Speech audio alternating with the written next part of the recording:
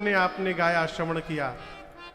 क्या श्रवण किया? हनुमान जी महाराज बोले, मार डालूंगा रावण को आज ही, सेना के साथ रगड़ के मार दूंगा, पूरी लंका त्रिकूट पर्वत के साथ हाथों में उठाकर आपके पास लेकर चला आऊंगा। क्या करूं? जामन जी क्या बोले? कुछ नहीं करेंगे, आप चुपचाप जाएंगे, सीता मैया को देखेंगे और आकर के सीता जी की सूचना राम जी को सुनाएंगे। उसके बाद जो करना होगा वो राम जी करेंगे। राम जी के कार्य में कर्ता बनने से बचा जाए।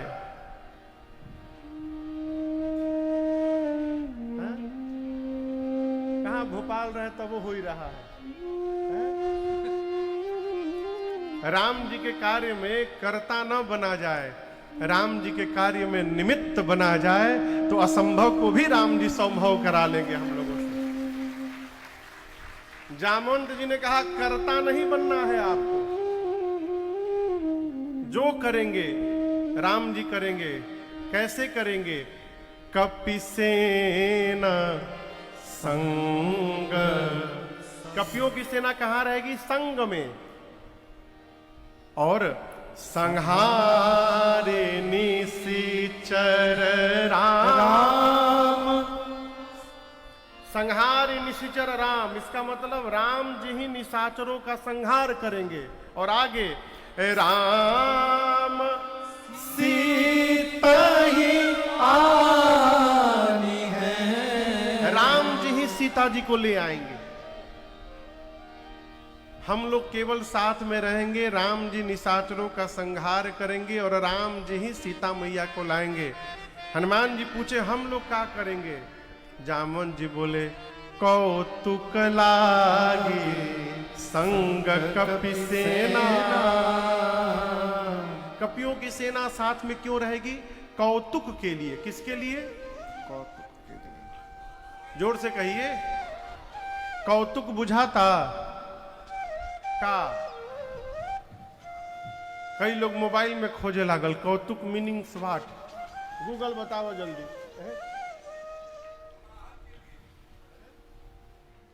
कोलाहल के लिए, कौतुक मने खेल के लिए। हम लोग कुछ करना नहीं, हम लोग केवल खेल खेलेंगे। कैसे? बड़के बड़के राक्षस को तो राम जी ही मारेंगे, जो छोटके छोटके राक्षस रहेंगे ना, एक एक राक्षस पर हम लोग 2-2 हजार बानर कूद पड़ेंगे। और आप उस लंका कांड पढ़िएगा, बानर खाली कौतुके कर रहे हैं। ले घंटा फोड़ो, पिलर उखाड़ो, गुंबद तोड़ो, झंडा नोचो। यदि जामवंत जी महाराज ना रहते तो हनुमान जी आज ही राम कथा पूरी कर दिए होते। एक मुष्टिका में रावण बिलबिला जाता हो, हनुमान जी एक वो बढ़िया से प्रसादी राम जी का धरी देते, रावण की वही चटनी बन जाती। लेकिन फिर राम जी की महिमा का क्या होता हो? जामन जी ने कहा, आप कुछ नहीं करेंगे, केवल देख करके आइए। क्यों? वृद्ध व्यक्ति जितना श्रेष्ठ चिंतन कर सकता है, युवान व्यक्ति उतना श्रेष्ठ चिंतन करने वाला नहीं है। इसलिए घर परिवार में वृद्ध जनों का आदर किया जाए। कोई भी समिति गठित हो तो उनमें 2-3 वृद्ध जनों को रखा जाए। जवान जवान लोग यदि समिति में आ जाएं तो जो समस्या वार्ता से सुलझ सकती है वहां कपार फोड़ के चले आएंगे। गरम खून हो, हर बात में कहां बर्दाश्त होता है। और वृद्ध लोग लड़ाई वाले माहौल में भी जाते हैं तो वार्ता करके निपटा देते हैं समस्या को, क्योंकि वृद्ध का चिंतन श्रेष्ठ होता है। जामवंत जी ने कहा, आप कुछ नहीं करेंगे, आप केवल जाएंगे, सीता जी को देख करके आएंगे। यहीं से सुंदरकांड की कथा प्रारंभ होती है। श्री जामवंत जी की बात हनुमान जी को बड़ी अच्छी लगी।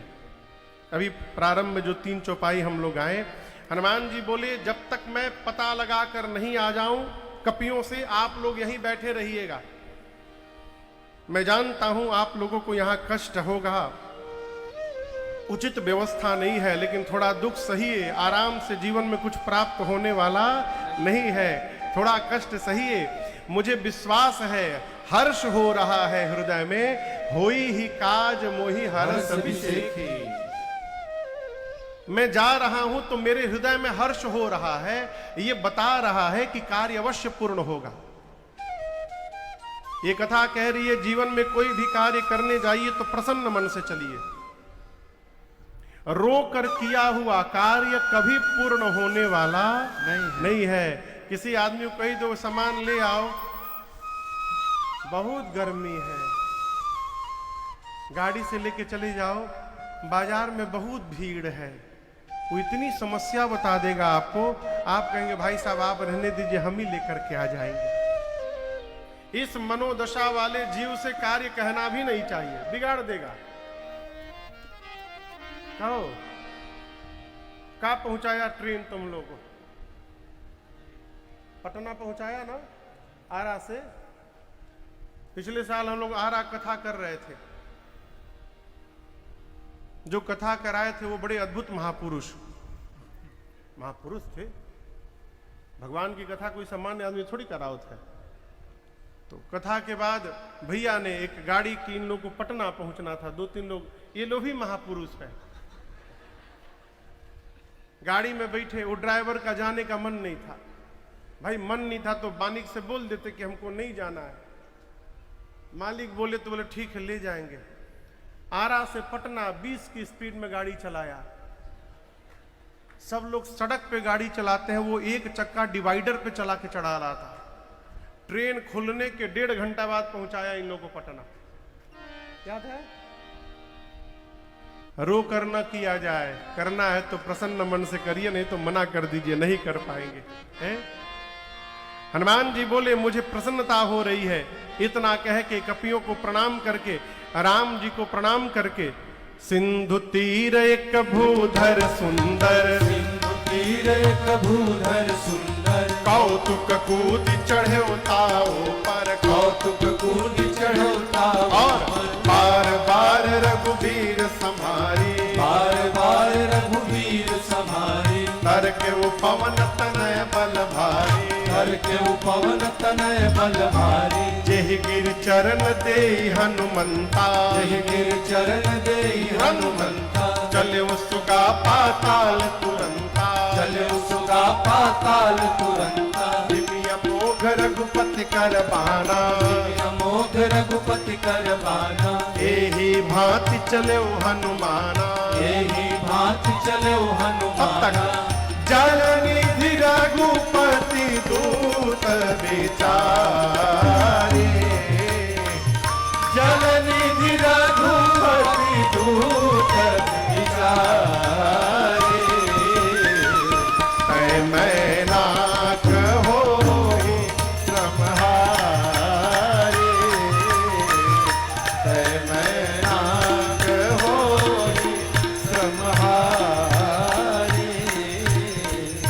तै मैनाक होहि श्रमहारी। समुद्र के किनारे एक सुंदर नाम का पर्वत था। क्या नाम का? देखिए इस पर्वत का नाम है सुंदर। इसी पर्वत पर इस कांड की कथा प्रारंभ हो रही है और इसी पर्वत पर इस कांड की कथा पूर्ण होगी। इसलिए गोस्वामी जी ने इस कांड का नाम सुंदर कांड रखा। सिंधु तीर एक भूधर सुंदर, हनुमान जी खेल खेल में कूद कर उसके ऊपर चढ़ गए और बार बार रघुवीर संहारी, बार बार भगवान के नाम का जय घोष करते हैं।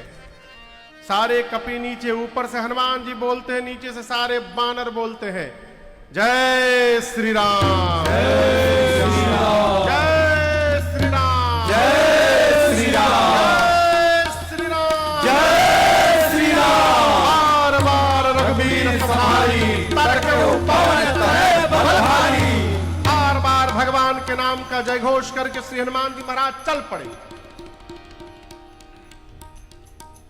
हवाई जहाज जब उड़ता है ना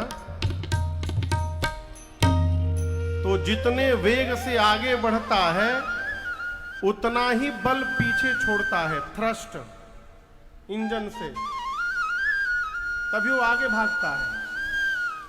अब पंखियों की मदद से फिर उड़ जाता है आकाश में। न्यूटन कहता है कि गति के सिद्धांत को उसने खोजा है। गोस्वामी जी के जन्म के कई 100 साल सैकड़ों साल बाद न्यूटन आए होंगे, तो उस समय उनके बब्बा भी नहीं होंगे। जब गोस्वामी जी मानस लिखे, न्यूटन कहता है गति का सिद्धांत उसने लिखा है।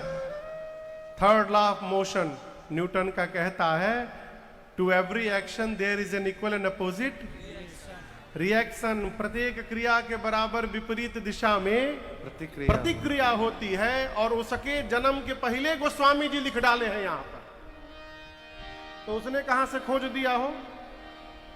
गोस्वामी जी कहते हैं जितने बल से हनुमान जी ऊपर गए उतना बल नीचे गया, चले उसोगा पाताल तुरंत।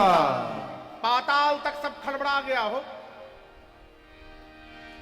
समुद्र में एक पर्वत है जिनका नाम है मैनाक। मैनाक पर्वत बाहर आए, पानी से ऊपर निकले। हनुमान जी जा रहे, कह रहे हनुमान जी हम आपके पिताजी पवन देव के मित्र हैं। हनुमान जी बोले अच्छा आप पिताजी के मित्र हैं, एक मिनट रुकिए चाचा जी। हनुमान ते ही परसा कर पुण्य की प्रणाम। हनुमान जी हाथ से स्पर्श करके प्रणाम किए। किसको? मैनाक पर्वत को। कहे बोलिए क्या बात है? मैनाक ने कहा आप राम कार्य में जा रहे, तब से उड़ रहे हैं, थक गए होंगे, मेरे ऊपर उतर के थोड़ा विश्राम कर लीजिए। हनुमान जी बोले विश्राम? राम काज कीन्हे बिनु मोहि कहाँ विश्राम। हनुमान जी बोले जब तक राम जी का कार्य पूर्ण नहीं कर लेता तब तक विश्राम लेने वाला नहीं हो। कहाँ गए कपूर भैया?